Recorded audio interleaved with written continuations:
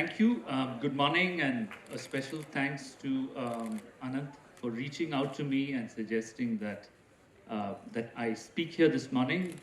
I happily agreed because it's a topic that I've been working with for some time. I've published a little bit, maybe 2-3 years ago, on free speech and media concerns, but so much seems to have changed in the last 3 years that I feel like I'm almost like breathlessly trying to catch up with where the regulatory space is going. So this is an opportunity for me to share with you some early thoughts, some ideas on how we might think about the issues that we're facing with the rest of what is happening in the digital media regulation space. So the tentative title that I'd use is, I'll just call this Free Speech and Truth. And let me begin in the first section by just outlining how we generally think about free speech and its relationship to the value of truth. A strong defense of free speech and an early defense of free speech historically has been to think of free speech as an autonomy and dignity right, somehow central to the core of persons. Notice that in this framing of the right, the person who is important, who is privileged, is the speaker. We're deeply concerned with the autonomy and dignity interests of the speaker. And to that we say there should be no restrictions. No restrictions on the autonomy and dignity of the speaker unless they cause harm. So we use the traditional, kind of the liberal principle of cause no harm. If you cause harm, you can be restricted. Otherwise, you have the liberty to say anything. And usually when we think about the autonomy, dignity right, we think that the party that can regulate this right is the state. The state is on the other side of this question. There are individuals and the state. And the state can only step in if there is clear and imminent harm from speech. This kind of conception focused on the speaker as the prime bearer of the speech right, and the prime justification for the speech right is the interest of the speaker, tends towards a very strong, inherent natural right kind of framing. And the United States is possibly in terms of jurisdictions, the one jurisdiction that is still very strongly committed to this view, the view that we have an inherent natural right to free speech, come what may. You can say what you want. You can burn the flag. You can carry Nazi symbols in a public march. The state will not stop you. Right? So distasteful speech, offensive speech, not to be regulated by the state. Only imminent clear harms. This kind of justification of a free speech right closely follows a second kind of justification. I'll call this an epistemic justification, a justification based on the production of knowledge. In this view, we take a social view. What is the social value of free speech? And we take the social value of free speech in that it will generate a marketplace of ideas. There will be a demand and supply for speech. Just like demand and supply produces efficiency in a market, speakers and counter speakers will produce truth in the public sphere. This kind of epistemic justification suggests that the state should not intervene because truth will be organically produced. You don't have to regulate it. You don't have to regulate the production of truth. Truth will be produced. Just allow truth to emerge. We see truth then as an emergent value. How does it emerge? It emerges through disputation, through controversy. Someone asserts that X is true, another person asserts that Y is true. The state can be neutral to both claims. As these parties joust and compete, something will emerge as the truth. This epistemic justification is a secondary justification, common in the United States, common in many other parts of the world, including in some judgments in the Indian context. There are other justifications, but notice that between the fundamental natural right type of justification, which is focused on speakers, the epistemic justification is focused on the social as a whole. It's focused on how does giving anybody a free speech right matter to me. It matters to me because potentially truth will emerge and we are all better served by that speech right. We generally take that the natural right to free speech and the epistemic justification for free speech are actually aligned, meaning that they point in the same direction. What direction? More speech, less regulation, and the state has a very limited role. So just leave it to citizens. This kind of justification, these two justifications, ground the American approach to the question. They have shaped the global approach to the free speech question, including in this country to a certain extent.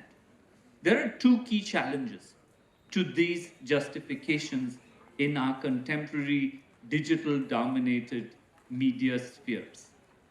The first is that the dyadic model, the two-actor model, state and individual, has broken down.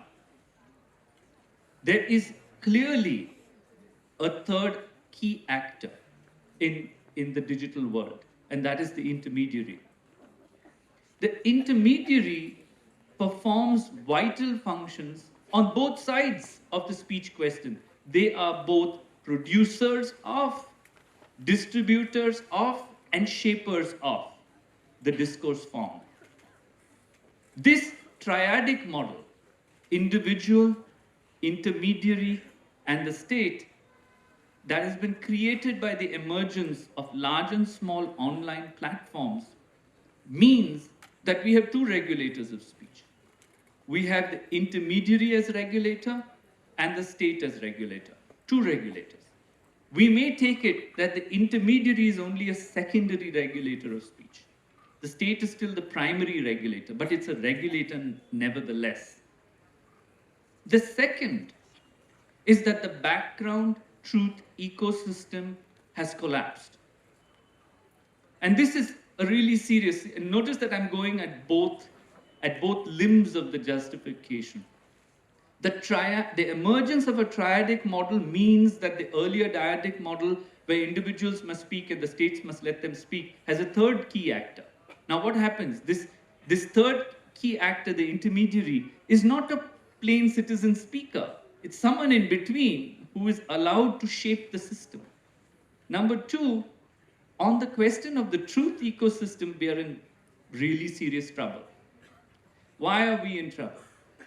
We're in trouble because the earlier epistemic justifications seems to assume that speakers and listeners are all committed to the truth, that they have a normative commitment to truth, that we are all engaged in the reason I dispute your speech is because I think that something else is true and I want to produce that truth. Is that still the case, the commitment to truth production? But we have a second problem. Our second problem is that when dispositions of actors change, that is, actors are differently motivated.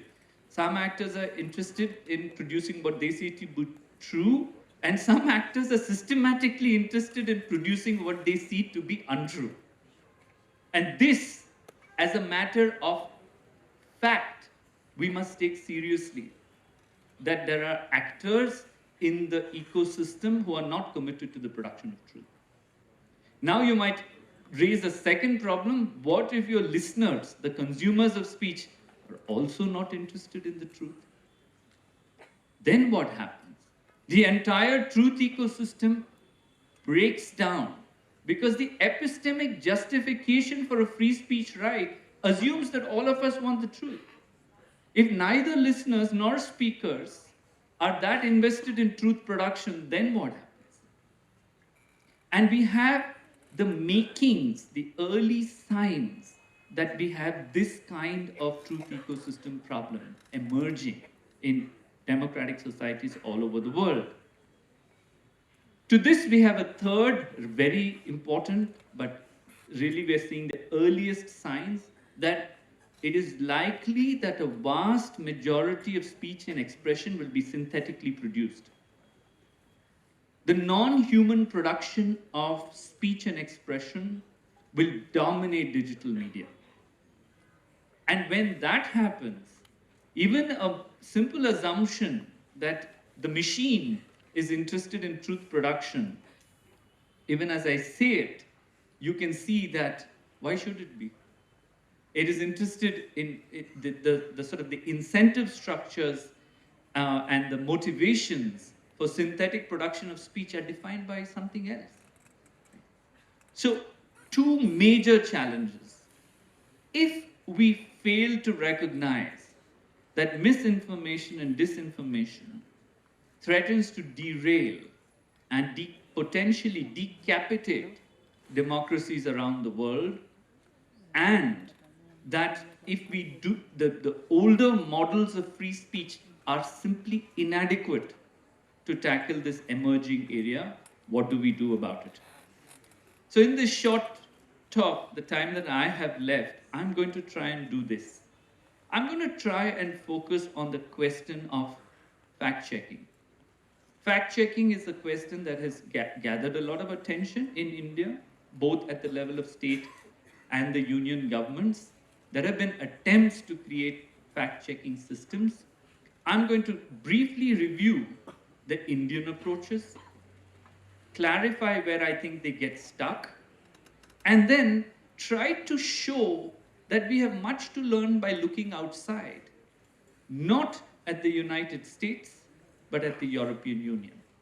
And I'm going to try and sketch what a potential model for fact-checking regulation can look like. Okay, so let's start with the Indian experience on fact-checking.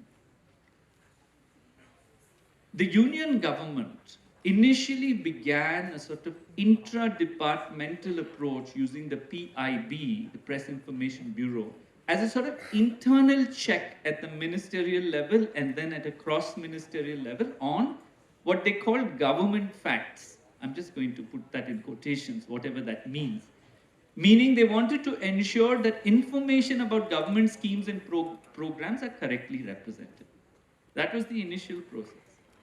Subsequently, this has taken a legislative form. We have abandoned the idea that fact-checking is only for governmental facts. It's more generally fact-checking in the world. What is the fact-checking model?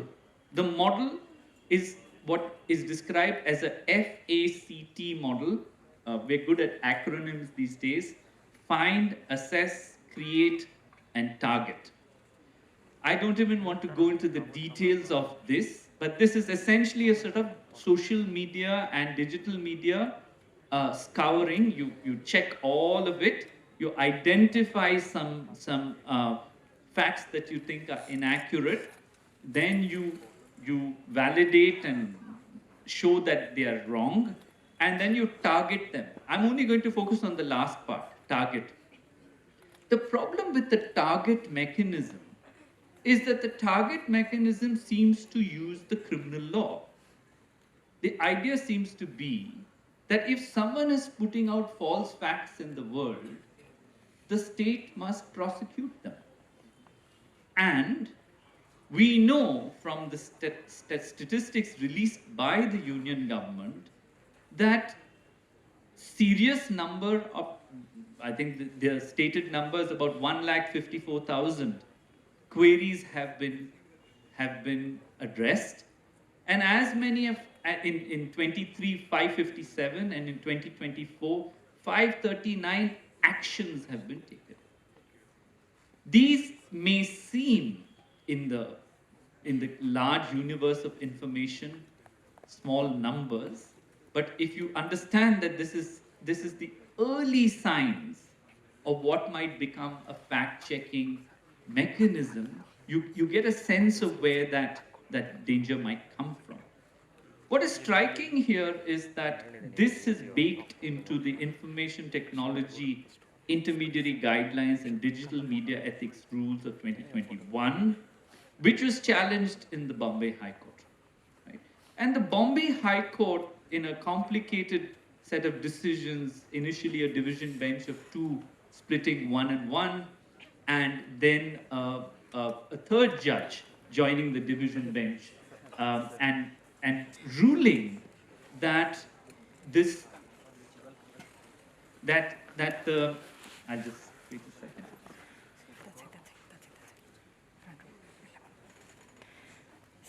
Sir, we are live streaming here. Can you please sit in front? And the Mumbai High Court takes the view in a 2-1 decision that this violates two rights of the Constitution. The Article 19 right of free speech, because it makes clear that the state has no business regulating facts in the context of the IT rules.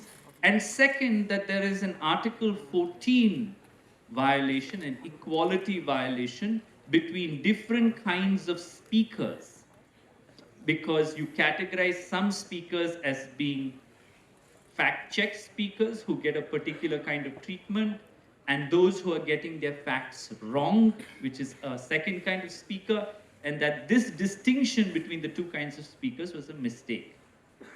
Now, there was a secondary discussion in this judgment about safe harbor. I'm not sure how many I see that most of the audience today are students, so I'm not sure how technically interested you might be on what is a very important part of digital media regulation, the problem of safe harbor protections. But essentially, and I'll put it very simply, the IT Act guarantees to digital media producers that so long as they're allowing the flow of information in an unhindered way on their platforms, then they are not subject to criminal and civil liability. It's a liability protection mechanism. But if you lose safe harbor protection, then you are going to be liable across the civil and criminal divide, which will make the business unviable. And that's the old conception with respect to internet media. Now, let me clarify this. The union amendment to the IT rules has been struck down. It is not clear from the websites of the government whether the fact-checking unit has indeed stopped working. It appears that they're working in some sort of way. I think practitioners in the field might be better able to tell us what that present status of the union government's fact-checking unit is.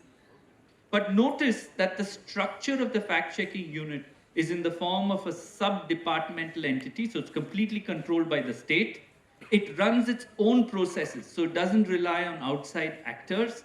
It resembles sort of journalistic fact-checking, but the outcome of this process is criminal liability. So if they decide to act on your information and they decide that it's mis or disinformation, there will be criminal liability. So that is the union law. And I think that this matter will not rest here. We'll have to watch how these issues develop in the years to come. To that, I want to focus on the Karnataka law, because I think the Karnataka approach, though it's not legislative, is instructive on both what can go wrong in the fact-checking space, but also what we can do differently. The Information Disorder Tracking Unit is what the Karnataka government has set up. It's called IDTU, acronym. Takes a very different approach to the union approach. What it does is that it is government controlled. Yes, there's a government entity that has been created to do the job of fact-checking, but its method is completely different from the union approach. In the state, it relies on third-party fact-checkers. These fact-checkers are are authenticated in some sense by the International Fact-Checking Network, so there's some tension with that authentication requirement because the International Fact-Checking Network are not supposed to work with states anywhere in the world. So here they're relying on third-party fact-checkers who have a technique of fact-checking. What is that technique? The technique can be open journalistic interviews, some corroboration through open source information, and any other techniques that they will use to then rank the information. It has a 5-part ranking classification. It can take the view that the information is true, it's misleading, it's false, it's fake, or it's unverifiable. 5-category classification. Now, each of those categories might have some consequences, but this at least serves a labeling function. Right? You get an authentication and a labeling function that is served in this process. Now, the unfortunate part, so far so good, with the Karnataka mechanism, is that the consequence is still tied to the problem of police prosecution. So the filing of FIRs, if you are found to be engaging in willful disinformation.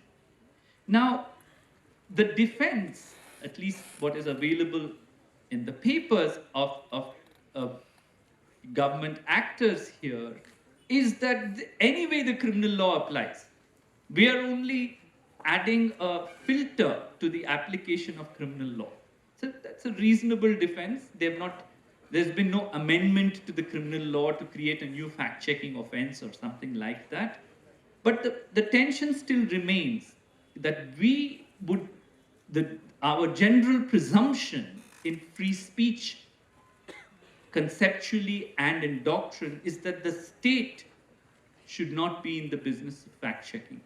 So the key difference between the Karnataka approach and the union approach is first that fact-checking is not an internal bureaucratic function. It is in the Karnataka approach outsourced to third-party fact-checkers. But, and two, that the outcome is a labeling approach in Karnataka, which is frankly now emerging as a global standard. But third, and this is the difficult part of the Karnataka approach, is that it still relies on criminal prosecution. And the criminal prosecution part is common to both the union government's approach, fact-checking unit, and the Karnataka government's approach. And in the Bombay High Court decision, there is a skepticism about the use of criminal prosecution as well. So that part of the Bombay High Court decision applies over here. Now, I can take you through a longer sort of comparative sense of what's happening in the other states. I'll just mention that Tamil Nadu and Kerala have approaches quite similar to the Karnataka approach. Himachal Pradesh also has gone along these lines, but I won't drag you through all the details. Let me turn now to the question of what we can learn by looking outside. Now, the US context offers us some sagely lessons, but also negative lessons of what we should not learn. What has happened in the United States is that fact-checking units have not been established by the federal or state governments. They have been established by universities and civil society groups. But the US Congress has taken such strong subpoena and legal action against these university groups that the biggest among them have already folded up. They make it too expensive to operate. Right? They keep hitting you with legal action, and by the time you defend yourself, you'll go bankrupt. So that's a different model of containing the issue. But the US has, as we can tell in recent times, looking at the election and the post-election fervor, the US seems to be pointing in a different direction altogether. I think that the jurisdiction that we can look to and learn from at length is the European Union. And the European Union has gone through a two-step process. In 2018, the European Union created a code of practice urging self-regulation among media players. You voluntarily signed up, that is the media players, both large platform providers and smaller platform providers, voluntarily sign up to put in place an elaborate fact-checking and labeling system. They also file annual reports on how these systems have worked and the impact on the platforms. This is 2018. The self-regulation model, incidentally, failed. So I know that many of our colleagues in the media would insist that the self-regulation model is enough, right? But the EU experience is that in 4 years, in 2022, the EU decided that enough was enough. Media self-regulation in the digital sphere is not working. So they moved to a new model. The model that they have moved to is a model that is now called a co-regulation model. It still has a code of practice. The media players have to adopt the code of practice and implement it. But with the large online providers, there is legal sanction. The legal sanction is in the Digital Safety Act, which now the large, what in the EU gets called very large online platforms, VLOPs. All the VLOPs have to file annual reports and action taken on each of these elements of the fact-checking process. What do they have to do? I mean, I'll just try and describe very briefly, in the interest of time, what they have to do. The first thing they have to do is they have to have transparency about their processes of fact-checking. 2, they have to engage in active demonetization of content that is labeled false or misleading, or any of the, if it's not in the firmly in the verified bucket, you have to downrank and demote the content. Nobody can make money off that content. The second way of checking it is to ensure that there is no advertising money that can be spent on this kind of content. So get rid of advertising, indulge in demonetization, downrank content, push them down the feeds, nobody will see them. You attack the political economy of misinformation and disinformation. The second element in the EU strategy is to empower users and empower researchers. So platforms have to make the digital data accessible to researchers and allow users the ability to report false information. By empowering users, you are empowering the ecosystem to push back against false information, and that allows people to take some power back in their own hands. And if platforms are responsive and they have a fact-checking process, then some good results might come. The third element is to invest in the fact-checking community. Please notice that the large online providers are not expected to form their own fact-checking units. They rely on third-party fact-checking units, but they have to invest in them. They have to pay them for their services. So the EU approach is very strategic in that it makes an investment in the future of the truth ecosystem. If no one invests in the truth ecosystem and we just say that people know best, then where we end up can be a very dark and dangerous place. This kind of effort, that is the EU effort to develop co-regulation, when compared to the Indian approach, notably doesn't do 3 things. First, it does not use criminal liability. There is no criminal liability. There are monetary liabilities. There are demonetization effects on speakers. There are efforts at investing in truth ecosystems, but there is no criminal liability. So whenever we attach criminal liability to speech, we are in trouble. And in the EU system, they've adopted to that. Second, very important, is that the state is not doing the fact-checking. At no point in time is a state department or a state bureaucracy engaged in fact-checking. I said that in free speech law, we generally do not want to give the state the ability to be the arbiter of truth. So state's not doing the fact checking. The third element, which is equally important, is that it is responding to both concerns. The concerns of speakers, so you want to empower the users who are using the platform, but you're also interested in listeners at the same time, the recipients of speech.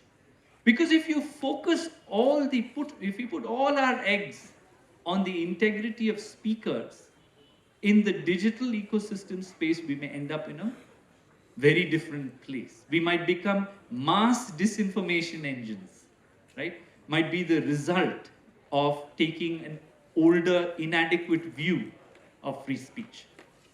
So here, let me try and tie things up and conclude. I began by sharing that older models of free speech that advocate for an unhindered individual free speech right, or two, that truth will always be the outcome of debate and discourse, are both under pressure today. We cannot assume these two things to be true. Hence, the crisis of mis and disinformation makes it very clear that this is the case. That's point number one. Point number two, the Indian approaches. I'm comparing the union government's approach and then the Karnataka government's approach, have made 2 or 3 key mistakes. Not both, but at least one. First, the state cannot be the arbiter of fact. Second, even when we use external third-party networks, which use refined, journalistic skills to do fact determination, the outcome cannot be the criminal prosecution. Criminal prosecution cannot be the outcome. Third, it is critical, even in these structures that we evolve, that we just can't focus on the disincentives of false information. We have to focus on incentivizing and creating a truth ecosystem. That truth ecosystem cannot be the monopoly of the state. It has to come from outside, and outside of the large business players as well. So our friends in the media, we have to say that, because if indeed the media had, as it should have, elaborate fact-checking mechanisms, then we would not be in the place that we are at. And in the question of digital media, where large platforms are user-driven, we cannot imagine that these digital media platforms are going to put fact-checking mechanisms in place themselves. So we have to create some economic incentives and disincentives to large media players, that they will be punished in the market if they do not invest in a fact-checking system, a truth-producing system. We have to realign the economic incentives in this space. So if this is what we can learn from the EU system, what should we be waiting for? What should happen next? Clearly, initiatives like those in Karnataka are well placed to make minor tweaks to what they are already doing and align themselves. We have an active and working model in the EU. We can align ourselves very quickly and produce a viable model. The state of Karnataka has the advantage also that most of the tech industry and the large platforms are deeply invested in the state. So they are very likely to heed state regulation. If we are able to do this, we show one viable model in a state, hopefully that will steer the national debate on this question. Let me conclude by saying that the risks on the question of speech are so high to democracies around the world that we don't have much time to waste. I know that in the Indian context, there is a lament in every election cycle that, we should have better control over mis and disinformation. And the ideal time to act is precisely now, which is in between these election cycles, to establish a viable model that is free speech respecting, but is very tuned to the new ecosystem in which media operates, especially digital media. Thank you very much, and over to our host.